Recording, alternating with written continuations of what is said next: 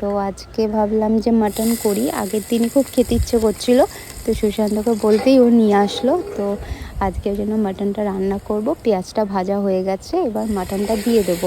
দিয়ে মশলা আমি আগেই করে রেখেছি, তো সেই মশলাগুলো দিয়ে এখন কষাবো। কষিয়ে, এটা কুকার, তো কুকারের মধ্যেই তুমি কষিয়ে টষিয়ে নিয়ে তারপর এটা সিটি দিতে বসিয়ে দেবো।